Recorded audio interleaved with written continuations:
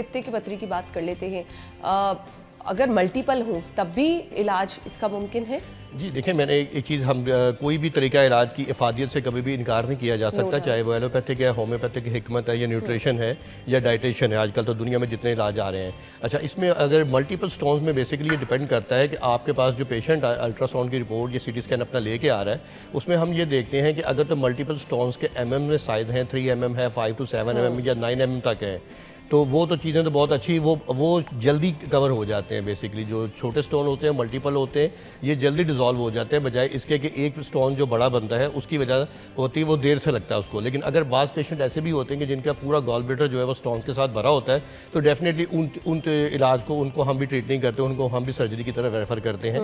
ऐसा नहीं कि हम कहते हैं जी आपका स्टोन पूरा जो पथरी के साथ भरा और आप हमारे पास। अब मोस्टली होता है जब बिल्कुल पित्ता आपका पथरियों से भर जाता है तब जाके पता चलता है। कोई इनिशियल चीज़ें जो आप रिकमेंड करना चाहें कि अगर आपको ये फील हो रहा है, इस तरह से पेन हो रही है, तो पित्ते में पथरी हो सकती है, तो आपको अच्छा देखिए, इसमें मैं आपको थोड़ी सी इसमें शुरू से इसमें बयान करूंगा कि हमारे यहाँ पर बाज़ दफ़ा दूसरे जो तरीके इलाज वाले हजरात हैं, वो डॉक्टर हजरात, वो ये बोलते हैं जी कि पित्ते में पथरी बन गई तो अब ये आपके साथ रह गई, या तो आप पित्रा रिमूव करवाएं, ये निकल नहीं सकती, इसका रास्ता कोई नहीं है। हम होम्योपैथ है, होम्योपैथ डॉक्टर में हम ये क्लेम करते हैं जी कि अगर पथरी निकल नहीं सकती तो पथरी आई कहाँ से है। ठीक है। अच्छा, अब इसमें पथरी बनने के जो वजूहात हैं, वो ये चीज़ होती है कि जब आपका कोलेस्ट्रॉल लेवल बॉडी के अंदर बढ़ रहा है, कोलेस्ट्रॉल बढ़ना शुरू होता है, तो उसमें जो बाइल होता है वो सख्त होना शुरू हो जाता है, जिसको स्याल बोला जाता है, जो खुराक को हजम करने के लिए आपकी काफ़ी मदद करता है। अब ये जो गॉल ब्लैडर स्टोन बनते हैं, ये बेसिकली कोलेस्ट्रॉल की वजह से, और स्याल जो बाइल होता है ये सख्त होना शुरू हो जाता है, तो उसकी वजह से ये बेसिकली बनना शुरू हो जाते हैं। होम्योपैथिक अद्वियात क्या करती हैं कि इसी स्याल को जो है वापस उसको नॉर्मल उसकी कंडीशन में ला के लिक्विड की शक्ल में आ जाता है, जिससे ये प्रॉपर अपने पे काम करता है। दूसरी बात आपने ये की कि जब इस तरह पता किस तरह चलता है। अच्छा, इसमें सबसे पहला जो चीज़ है वो है, ये ज़्यादातर ख़वातीन को ये बीमारी होती है, और आफ्टर द प्रेगनेंसी और या डिलीवरी के बाद ये जो होती है, जब एस्ट्रोजन हार्मोन बहुत ज़्यादा हाई हो जाते हैं और बहुत सारा आप प्रिकॉशनली ऐसी दवाइयाँ इस्तेमाल करती हैं जिससे हार्मोन्स को नॉर्मल करने के लिए, तो उस वजह से ख़वातीन में बन जाता है। अच्छा, कोलेस्ट्रॉल की वजह से इसमें बन जाता है। वो लोग बहुत ज़्यादा मोटे होते हैं, उनको ये चीज़ हो जाती है।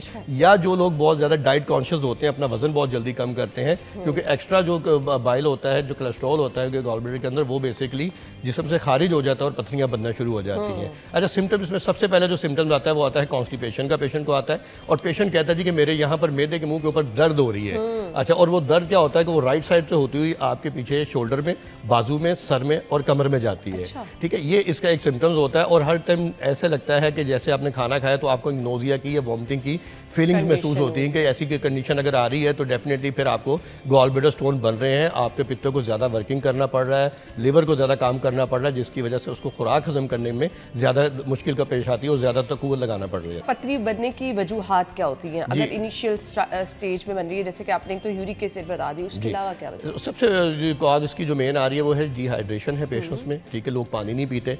ठीक है जी, जब पानी नहीं पिएंगे, वैसे ही मौसम ये वाला जो है इसमें ज़्यादा चांसेस होती हैं। नहीं, इसमें तो ज़्यादा चांसेस, सर्दी में ज़्यादा चांसेस होती है। आप देखें ना, मैं आपको बताऊँ, आप अगर ये समझेंगे गर्मी में नहीं, गर्मी में तो आपको प्यास लग रही है और आप पानी पी रहे हैं, गुर्दे फिल्टर कर रहे हैं, यूरिन पास आउट हो रहा है और चल रहा है। अच्छा, सर्दी में ये होता है कि सर्दी में जब भी देखा जाता है तो मोस्टली आपके लोगों के, हम पेशेंट्स जितने भी आते हैं हमारे पास, पता चलता है जी पानी कितना पिया, डॉक्टर सुबह नाश्ते के टाइम आधा गिलास पिया था। हाँ जी, ऐसे ही होता है। अच्छा, अब जो ड्राइवर हजरात हैं या जो ऑफिस में ऐसा काम करते हैं या खवातीन हैं जिनको पता है कि अगर मैंने 2 गिलास या 3 गिलास पानी पी लिया तो मुझे 2 घंटे बाद या 3 घंटे बाद यूरिन पास आउट करने के लिए मेरे पास जगह अवेलेबल नहीं है, मैं कहाँ जाऊँगा या कहाँ जाऊँगी, तो फिर डेफिनेटली वो चीज़ें वो भी मोस्टली गुर्दे बनने की, जो पथरी बनने की जो है वो वजूहात इसमें बनती हैं।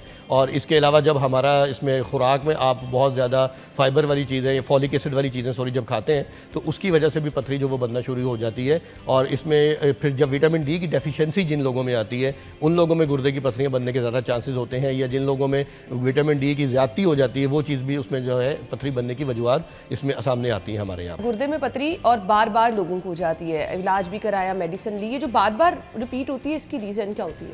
अच्छा जी, इसमें देखें बार बार होने की मसला ये होता है कि बेसिकली आपके ब्लड के अंदर और आपके जो किडनीज जो यूरिन को फिल्टर कर रहे हैं उसमें वो ऐसे ज़रात ऐसी चीज़ें मौजूद हैं। अब जैसे एक पेशेंट है यूरिक एसिड का, अब उसको यूरिक एसिड की पथरियाँ बन रही हैं।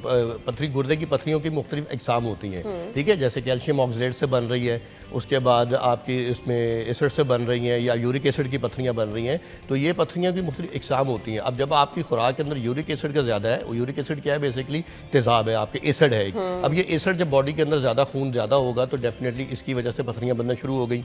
अब आपको मुख्तलिफ ये चीज़ें होती हैं कि लोग दवाई खाते हैं, पथरी निकल जाती है। अच्छा, पथरी निकलने के फ़ौरन बाद वो दवाई खाना बंद कर देते हैं। होम्योपैथिक की बात कर रहा हूँ, क्योंकि होम्योपैथिक की सबसे ज़्यादा दुनिया भर में या पाकिस्तान में जो होम्योपैथिक की अद्वियात किडनीज़ के लिए और अपने गॉलब्लैडर स्टोन के लिए, इसके लिए इस्तेमाल की जाती हैं, तो उसमें ये होता है कि जब ग्रेविटी एक पीछे रह जाती है स्टोन की, तो उसके लिए हम ये पेशेंट्स को रिकमेंड करते हैं कि पथरी निकलने के बाद भी आप 15 दिन तक वो दवाई इस्तेमाल कर रहे हैं, ताकि वो ज़रात जो वहाँ पर एक ग्रेविटी थी, जगह खाली थी, वो हील हो जाए। यानी एक ज़ख्म था या वो चीज़ थी, तो उसको हील करने के लिए कुछ अर्सा फर्दर मेडिसिन की ज़रूरत होती है, ताकि पथरी जो है दोबारा ना बन सके। अगर बार बार जिनकी रिपीट हो रही है, फिर उनके लिए मेडिसिन कुछ और होती है? जी, उनके लिए मेडिसिन कुछ और होती है। वो हमारी एक फ्रायरिगेरिया एक होम्योपैथिक मेडिसिन होती है। अगर पथरी निकल जाए तो वो ये चीज़ देखें, 10 कतरे सिर्फ आपने दिन में एक दफ़ा पीने हैं। ठीक है। जो 10 कतरे आप एक दफ़ा दिन में पी लिए, रात को सोते हुए पी लिए, तो वो जितने भी आपके क्रिस्टल्स बन रहे हैं या कोई ऐसे छोटे छोटे ज़रात आ रहे हैं, रेत की चीज़ें जो भी आ रही हैं, तो वो सुबह जब आप उठ के यूरिन पास आउट करते हैं तो उसमें वो चीज़ रिजॉल्व हो जाती है, रहती ही नहीं वो चीज़, ज़रूरत ही नहीं पेश आती। जिन लोगों को पथरी बनती है तो वो डेफिनेटली होम्योपैथिक के बहुत ऐसी अद्वियात हैं कि once in a day 10 drops on in half a glass of water P लें, जिसका कोई साइड इफेक्ट नहीं, कोई नुकसान नहीं, कोई ऐसी चीज़ नहीं है, वो बहुत अच्छी इफेक्टिव करती है।